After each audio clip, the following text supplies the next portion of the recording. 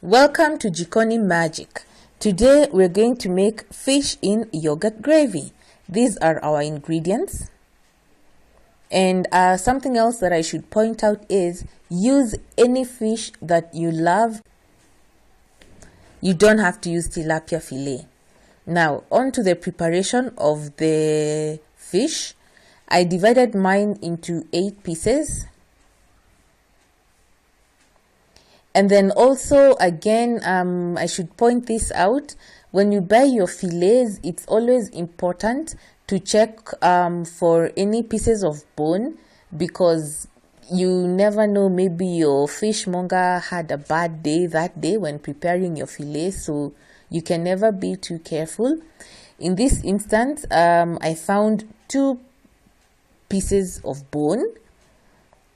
This is the first one. The second one is not in my video clip, but I found 2 pieces. So never skip that step, because it can be fatal, especially if you have kids or even grown-ups. Swallowing a fish bone is not funny. Okay, so next we're going to season our fish. Just add stuff to it to marinate it, and we're going to start by adding salt to taste. And remember, after preparing this fish, we will set it aside for a minimum of 20 minutes, more if you can, but recommending 20 at the very minimum. Add some turmeric powder, again to your liking, but don't be too enthusiastic when adding the turmeric. Okay, apart from adding the yellow color, turmeric has an earthy flavor, but in excess amounts it tends to become bitter. So be careful about how much turmeric you're adding. So massage the fillet so that the salt gets into all the areas and the turmeric also touches all the pieces. These are my ingredients that I'll throw in the blender. That's garlic, ginger, and the onion. I'll put them in the blender, blitz away to a very smooth paste, and this is how it's going to look at the end of it all. These are my whole spices: cumin seed, 2 bay leaves, black pepper, cinnamon, cardamom, and finally black mustard seeds. Put this in a spice grinder or coffee grinder. You may as well use a pestle and mortar if you're so inclined, and grind to the consistency that you like. I personally prefer mine being, I prefer mine having a bit of texture, more towards the powdery side, but with some texture. And this is what I mean when I say that. You can see there's still some bit of texture, but it's mostly powder.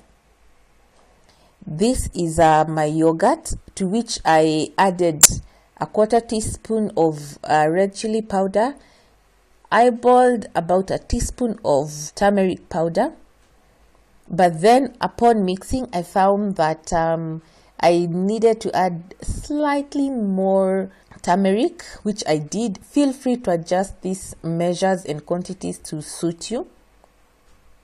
Then next, we'll start by cooking our fish by shallow frying in about 3 tablespoons of oil. This serves 2 purposes. When you fry fish like this, not only do you impart lots and lots of flavor, you also make it easy for yourself to work with this fish if you're not familiar with cooking raw fish. It's very fragile and it can break very easily. Frying like this makes it easy to handle. Fry it until it just turns color, like you can see, and then set it aside. In the same oil mixture, add your blended mix of garlic, ginger, and onions. Cook it off until it begins to turn brown. Then add your spice mixture, all of it from your grinder, and cook it until the raw smell of spices gets finished. Then come and add your yogurt. Mix it in properly. Break every lump of the spice mix that is there. And once you're done, you'll realize that this is a very, very thick gravy as it is. So you have to add a bit of water to thin it out. Be careful, don't put too much water. And then also another thing I should point out is, as you're adding your yogurt, reduce the fire or take it off the heat, right? Because if you add it under high heat, yogurt will break up. So once everything is done, let it simmer for about 5 minutes and then come and add your fish. Cover and cook for about 10 minutes and cover and add salt. Be very careful when adding salt at this particular point, because remember, you salted your fillet as you were preparing it. You will cook uncovered for about 5 minutes or so until the curry reduces and becomes thick according to your consistency. Now mine is quite thick. That's how I like my curry. I know you're liking it. I wish I had smell-o-vision so that you could smell how my kitchen smells right now. It's just too good. Anywho, come and add your coriander at this point and turn off your heat. Serve it, and I served mine with chapati. Ooh, let me tell you, the food was awesome. It was awesome. I know. You're salivating, right? Yeah.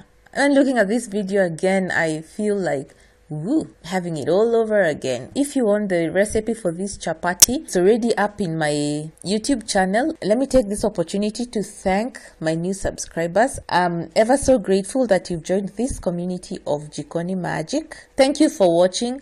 Please rate, subscribe, leave your comments down below. As usual, I'll make sure to get back to you. Thank you very much and goodbye.